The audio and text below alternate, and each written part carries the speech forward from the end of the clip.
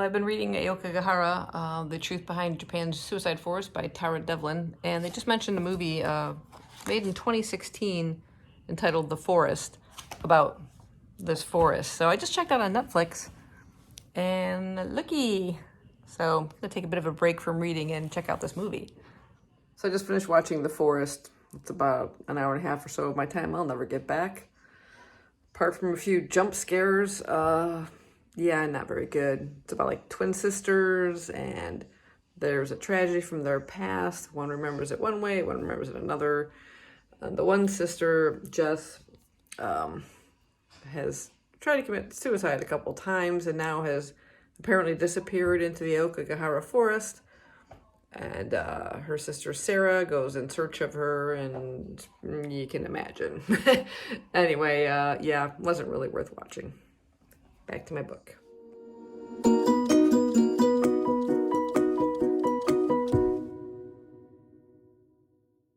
So I finished reading Aokigahara, The Truth Behind Japan's Suicide Forest by Tara A. Devlin. Real thin little book, nonfiction, all about how the forest became formed after like the eruption of Mount Fuji, and it talks about the structure of the forest and how it's like it grew up over the ash that formed, and how dangerous it is even to just walk through just because of the ground beneath your feet.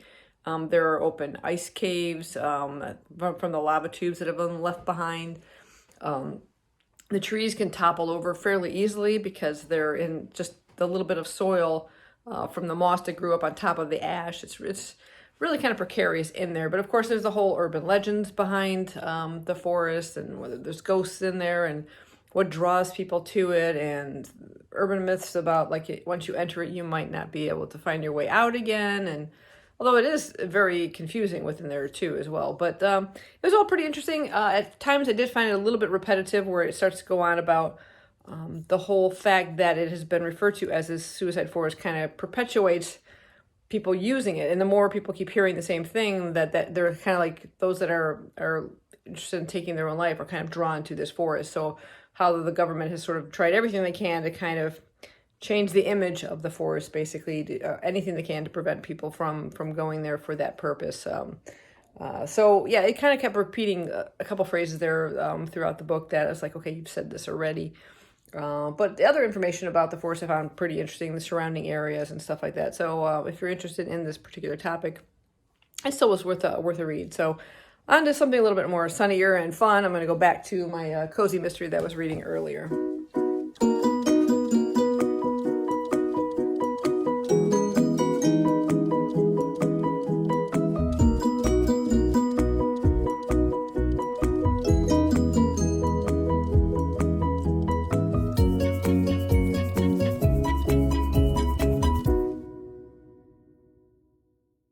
So I just got a new sweatshirt.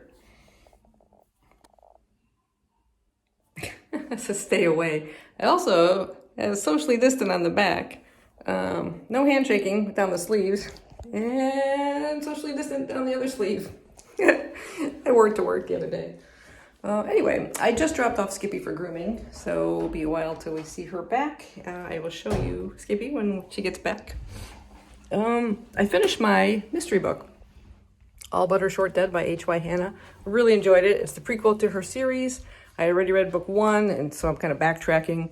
But we get to meet our main character, Gemma, who is a businesswoman who has been living in Australia, moving back to Oxford to kind of open up her own tea shop, something she's always dreamed of doing, and she saved up the money, but she still needs a bank loan. And unfortunately, this bank loan is going to be on hold because she ends up being a murder suspect. She meets this woman on a plane who she later ends up meeting at her hotel in Oxford because the lady leaves something on the plane, and she ends up delivering it to her, and they chat for a while and stuff, and she seems to be the last person to see her alive and becomes the murder suspect. It was really cute. I love the old biddies. It's a group of elderly women that are very into crime fiction, and I remember them from the first book. They're pretty funny, and they go snooping around and stuff, and this is her first kind of meeting with them, and kind of realizing that maybe she has a little ability to do this as well. So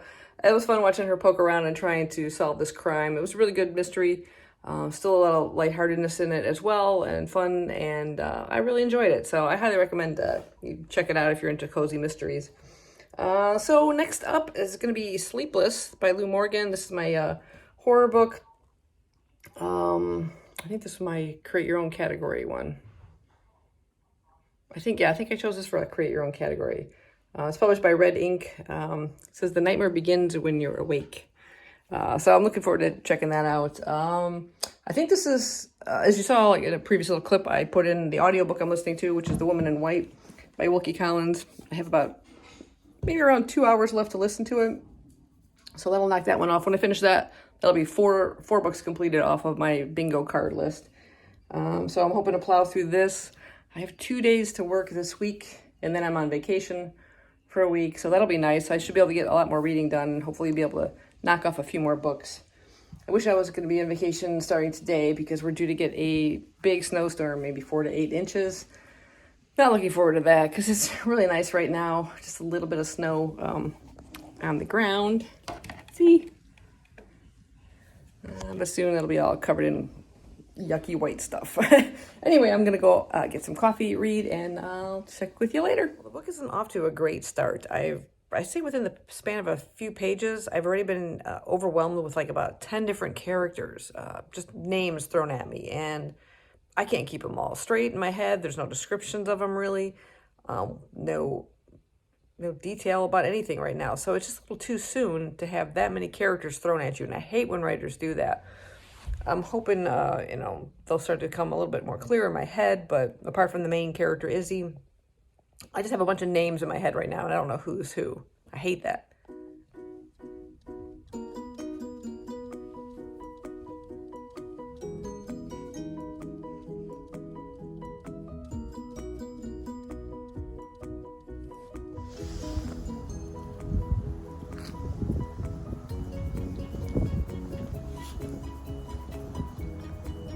Hi, Skip. It's starting to snow.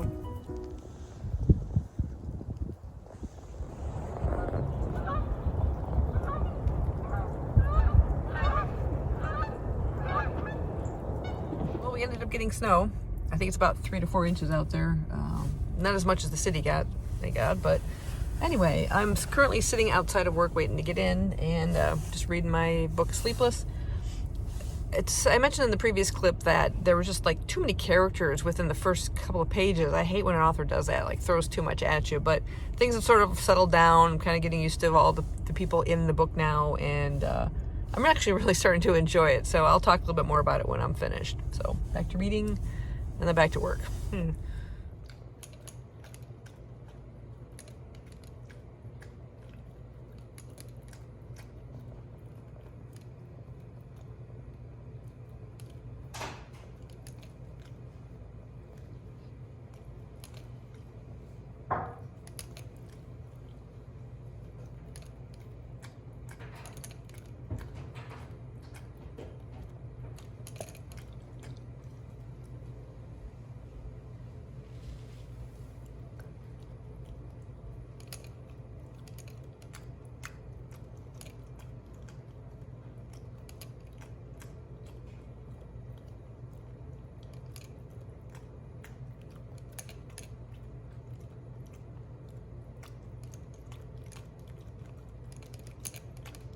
Well, I finished listening to my audiobook of The Woman in White by Wilkie Collins. This is the book I chose for the longest and most intimidating. I'd already kind of started it just prior to learning about the Readathon, but I decided to kind of keep it as those selections. I really enjoyed this. It's basically a bit of a crime fiction, kind of something new in its day when it came out in terms of the way it's written, in terms of multiple perspectives. And the author, through a preface on the audiobook, kind of goes on and on about that, please accept this. I hope you'll understand how the story is told and everything like that. But I really enjoyed the multiple perspective. I've come across that in many books since this. It starts out, basically it's a crime fiction. And the way the narratives are portrayed here from various people in the story, it almost reads like testimonials in a court. Or, it was really interesting. But it's told at the very beginning. The first narrative is from Walter Hartwright. He is an art instructor who's been hired by Frederick Farley to come to Limerick House and teach art to his niece, Laura Farley, and her half-sister, Marion Holcomb. On his way to Limerick House, he encounters this mysterious woman in white who apparently has escaped from an asylum, and she warns him about some baron to beware of where he's headed, and doesn't know who this baron happens to be or anything like that, but we'll find out later on. Anyway, when he does get to Limerick House, he happens to notice that there is a bit of a strange resemblance between this mysterious woman in white and Laura Farley. We'll find out more about that as the story progresses. But he's there, he's teaching art to these two women, and he starts to fall in love with Laura. And you can see kind of mutual feelings on Laura's part as well. And Marion senses this development between the two and kind of warns Walter that nothing can come of it, and he should probably leave because Laura already has an engagement waiting. She had promised her father before he passed that she would marry this Sir Percival Glyde, and she's unwilling to kind of break a promise to her late father. But lots of things start to unfold, and we start to find out some kind of not so nice things about Sir Percival Glyde. There's also another kind of villain within our story who comes along with Sir Percival Glyde, Count Fosco. He's quite an interesting character within the pages of this book. I also love Marion Holcomb. She is a bit of the heroine within the story, looking out for her half-sister through lots of various things, lots of tribulations that she goes through, always having her best interest at heart, and I love that about that character. I love the multiple perspectives of it. One of my favorite ones, especially with the narration in the audiobook, was from Frederick Farley, the uncle. He's a bit of a hypochondriac. Oh, his nerves. Any little thing can just set his nerves off. And I love the way his I'll just read a little bit at the beginning of it. It's pretty funny. It says, "It is the grand misfortune of my life that nobody will let me alone. Why, I ask everybody, why worry me? Nobody answers that question, and nobody lets me alone. Relatives, friends, and strangers all combine to annoy me. What have I done? I ask myself. I ask my servant Louis 50 times a day, what have I done? Neither of us can tell. Most extraordinary. The last annoyance that has assailed me is the annoyance of being called upon to write this narrative." But I found myself actually laughing out loud when I was listening to him moaning on and on. It was just hilarious. But the mystery within it is really fascinating. And like I said, I love the multiple perspectives and the way everything comes together. And the villains within it were just absolutely fascinating. And the secrets behind there's some mysterious secret that the woman in white is holding against Sir Percival Glyde, and how all this unfolds was just really absolutely fascinating. And I really loved it. So this is my first classic of the year, and I'm looking forward to reading a few more before the year has end. I'm continuing with, what am I reading? Sleepless. That's my horror story for my category of choose your own category. I also pulled up this book, Sorted, by Jackson Bird. This is a transgender memoir about growing up and coming out and finding my place. This is one I think I could choose for own voices. So I kind of just pulled it up today and started reading a little bit of some of it. It wasn't originally part of my TBR, but I think I'm going to throw it in there since I am officially on vacation as of now for the next 7 days. So I should be able to get quite a bit of reading done. But I'm going to go ahead and close up this vlog for now, and then upload it and continue from there. So I hope you enjoyed so far, and I'll see you a little bit later. Bye-bye.